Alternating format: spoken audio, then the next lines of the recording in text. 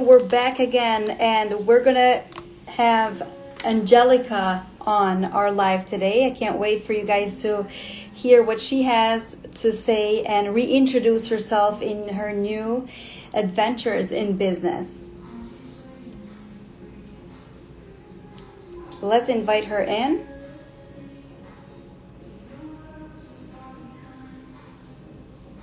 Thank you for joining.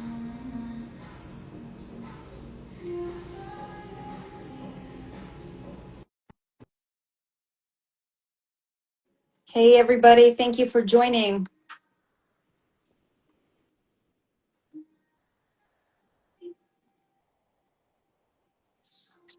Welcome, Angelica. Hi.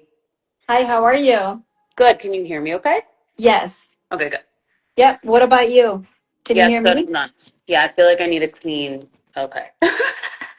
We're Awesome. good. Yeah, good to see you. Thanks. Yeah, very good to see you. Welcome back on the live. And I can't wait for you to reintroduce yourself because you do have a lot of new things and new adventures that you have launched. I know, when did we do our last? Was it 2 years ago or 3 years ago? I think it was less than 2 years ago. Oh, okay. Well, a lot has Mhm. changed. Yes, a lot has changed. I know. That's why I'm excited for you to be here. Thank you.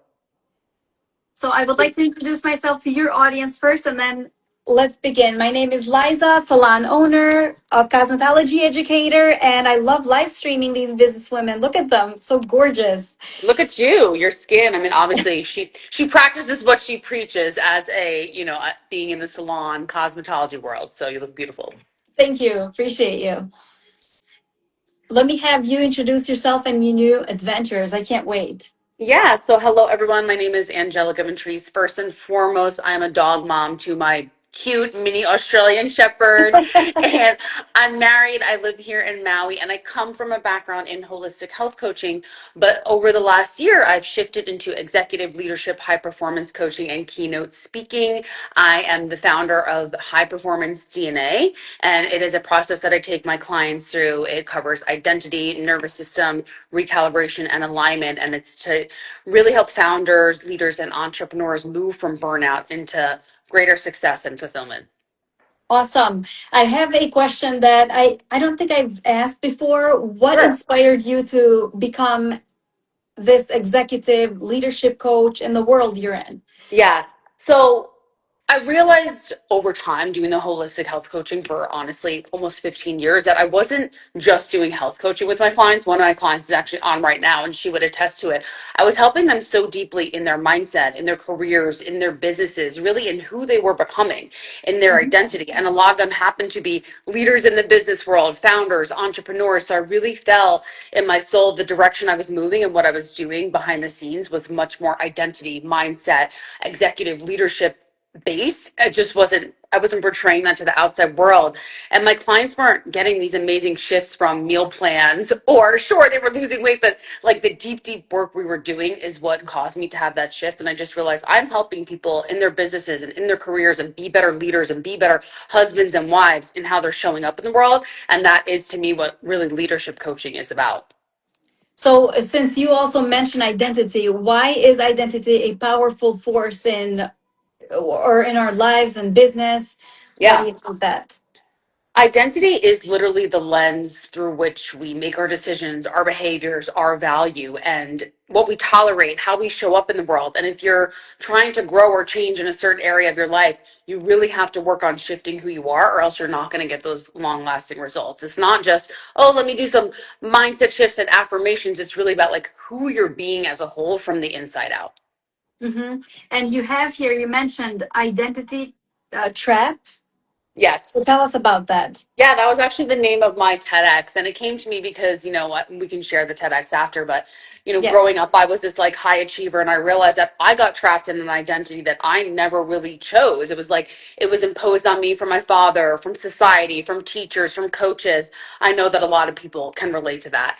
So the identity trap for me is like, the identity that made you so successful can actually be the thing trapping you and keeping you from your next level of Oh my success. God. Yeah, Yeah. that makes so much I know it's sense. kind of crazy. You're like, well, this identity got me here. How can it be the thing capping me? But, it happens so often. Okay, so can success sometimes hold us back? Is that what That's that kind of what is I'm all saying. about? Yeah, so that's like what the identity trap is about. So what got you here, I'm sure you guys have heard this saying before, what got me here won't get me there, right? What got you here won't get you there, right? So if this Yes. one right, if this one version of you, right? We all have different versions. We've all lived many lives, right? You can change in 6 months, you can change in a year, you can change in a few months. We all are always ever changing and growing.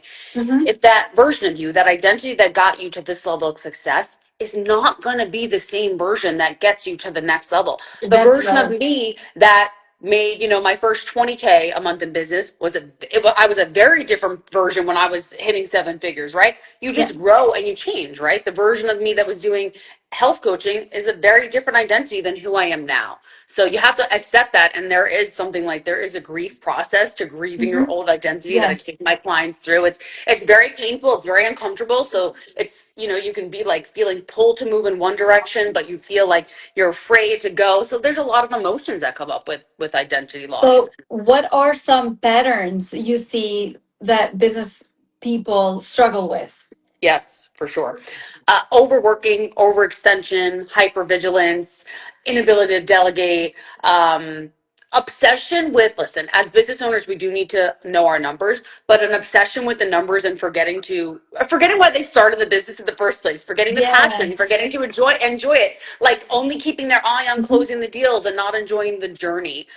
Did I say lack of boundaries? Because that is a big one. Lack of boundaries is a big one. People pleasing, all these things that lead to unfulfillment and burnout. So, how does our self image influence our decisions, leadership, and into results?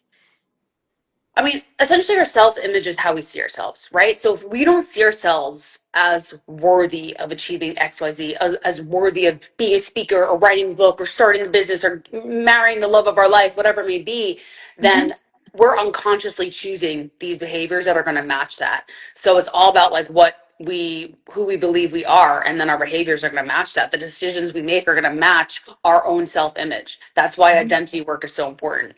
Hmm. So, for business women, since we are in the women's industry here, Yep. at least in this live, Yes, for sure. what mindset shifts are often necessary to grow professionally for these women? Number one, you don't need to earn your worth. You Okay, were born worthy, you're inherently worthy. I love it. Overproducing, overworking, overextension, hypervigilance, people pleasing, it's not making you more worthy. I hate to break it to you. It's not making you more worthy. You also don't have to be extra productive to take a rest. Like your value is does not come through overextension and overworking. Like you can Mhm. rest whenever you feel like you need rest. I think so many Mhm. women that I've coached feel like I need to earn that day off. I need to earn taking a break. No, if you want that, you deserve that. Like you're inherently worthy of that. And then the other mindset shift that I think is really important is distinguishing between healthy ambition versus self abandonment. A lot of high achieving female entrepreneurs, as you know, they will say, like, well, no, I'm just ambitious. I'm really ambitious. I have this drive. So do I. But at what point does that overdrive turn into abandoning yourself? Yep. Yep. And then that goes to staying stuck. So what separates the high performer from staying stuck? Uh, so the high performers who stay stuck. The people who stay stuck don't hire coaches, as we know. That everyone needs a coach. Okay, I have okay, just not plugging for myself, but I still have a coach, and I've been Yep, coaching for you 15 mentioned years. it every time. You Every time. mentioned every time that you have a coach. Yep. They have a willingness, the people who don't stay stuck have a willingness to evolve. They have a Mhm. willingness to take a look at themselves, have a level of awareness, and say, these patterns, behaviors, identity, pieces of my identity are not serving me, and I'm ready to grow. They're ready to Mhm. shed the shit. Let's be frank. They're ready to shed their shit and move forward and know that it might be painful and uncomfortable, but they are ready to grow even if they're scared and even if they know it's uncomfortable. They have a real willingness to evolve. The people who stay stuck, no matter entrepreneur or not entrepreneur, are just afraid of growth and they don't invest in Yeah. themselves. So Yeah. I see this often in my opinion, and I hear because I listen to a lot of coaches like you. I like to know their input. You Yeah. guys help so much. And how would they dictate? How would they know they're outgrown from the position? Yeah. Sometimes they stay lifelong in the same position they've already outgrown. How do people know that when they're ready to move? I really feel that there's an internal tug, an internal voice, an internal ping, I would call it, that Mhm, many people ignore. And mhm. the other thing is, you don't know. If you don't slow down, if you don't take a breath, if you don't meditate, if you don't journal, if you don't have any time of peace and quiet, which a lot of high achievers don't, you often don't know. If you don't sit with yourself to bring in that level of awareness, you may not know, and then you may go on your life like living like, oh wow, I look back and I wish I had done something different. So that's why I always say, like, slow down, take a breath, like do a little bit of meditation, have some self-reflection. That's why I give my clients specific homework to do. But most people do know, they just don't want to face it. They Yep. feel something, they know they need to leave the abusive relationship, they know they need to switch the careers, they know they need to fire this person, but they're afraid. They're afraid Hmm. to confront it, Yep. right? To confront it, what's next, and then the What's hard thing next? that comes next. Mm-hmm. Mm-hmm. That that's. I think a lot of people don't know that a coach is also important, in my opinion. Yeah, I mean, as I said, I've been coaching for 15 years and I hired one when I was in my 20s. So I Yeah. obviously was like well invested. But at the end of the day, you can't see your own blind spots. So Hmm. how far can you go without someone else who's like, I call it like a bird's eye view. And I come in Yep. and I poke holes in my client's identity. I poke holes in their business. They're like, oh, shoot, I didn't even know I was doing that or behaving that way. So yeah, I think it makes such a difference to have It someone does. calling you out. Yeah, it does. I need to hire you ASAP. I need to Here be we called go. out on some things. I have a few things I need to be poked at. Okay, I'm gonna poke those holes. Let's go. See, at least you know. See, you know you have the things. Now it's like, do I actually? Right, that's true. For you to speak for your TEDx experience, and then we have some questions on TEDx, but maybe you can Yeah, answer all of them. Just tell us about that experience. yeah, I would love to. So I actually wrote it in my journal last year. I wrote, I'm going to have a TEDx, and that Oh, just I wrote in my wow. journal. Yeah, I know. Yes. And then I started like behind the scenes, kind of like thinking of some topics and what am I going to say? How am I going to pitch myself? Mhm. And I didn't even get to really pitching myself. Someone found me on LinkedIn through my speaker reel, because my speaker Wow. reel is pinned. Yes. Yeah, Hmm. it's pinned on Instagram, it's pinned on LinkedIn. And I guess he liked my energy, my vibe, and he messaged me. And I thought it was fake. He's like, hey, I'm hosting the TEDx in North Carolina. I was like, yeah, this is so fake. Okay. I was like, okay, let's get on a call. Let's see if you're real. He ghosted me on the call, and I was like, see, I knew this was fake. I was telling my husband. He's like, oh, I'm so sorry, I got stuck in a meeting. We ended up talking. He really liked me and my story, my angle, and he's like, you Uh-huh. need to apply. So I did have to apply. So I applied. It was great. I will say it was one of the hardest things I've ever done. I was like questioning myself through it, because if you've watched TEDx's, you notice there's a different way of talking. You Yep. cannot interact with the audience. I can't be like how I'm talking right now. You can't be handsy. Like, you have to stand in a certain way. You have to move in a certain way, and you have to speak in a certain way. So that for me was very hard. I Yep. cried. My TEDx coach, my first draft, he like ripped it apart. I had to start over. I mean, there was like 1,000 iterations of it, but at the end of Of the day, course. I was very happy with it. And yeah, it was called The Identity Trap. And really, the whole through line is, do you have the courage to be disloyal to who you've been in order to be honest about who you're becoming? That is the through line Yep. So about the that's identity where trap. your that's where your everything the track fits in Hmm. for Yeah. TEDx. Yes. I say the greatest risk is staying loyal to a version of yourself just because you're afraid to leave them in order to see like what greatness lies ahead for you. Wow. So what happens with TEDx? I mean, you get one chance, and is there another chance? Is Oh, there a you step there? two? I've seen people do multiple TEDx's. I just don't know that I want to do one again. I feel like it was a very Mhm. unique experience. Very.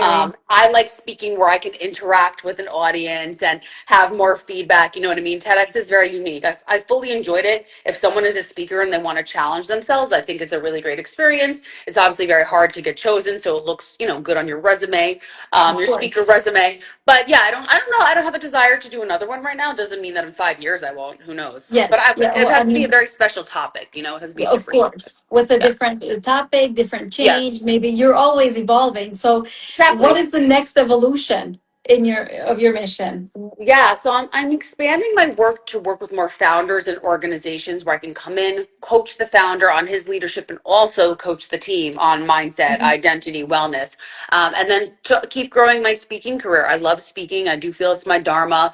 I love Yes. being able to impact so many people at once. You know, like that really lights me up to be able to help more people and still keep my coaching clients. I love coaching, but coaching and speaking, but coaching in a different way than how I used to. Yes. Yeah. Yes. I feel like if you gave up speaking on stage, we'd probably be cutting off your wings. Because you need to be there. You need to be I on love it. stage, your personality. Thank you. And yes, it's very attractive and very understandable. We Yeah, know what you're relatable. saying. Yep, relatable, but you're to the Yeah. point and you're on a good topic.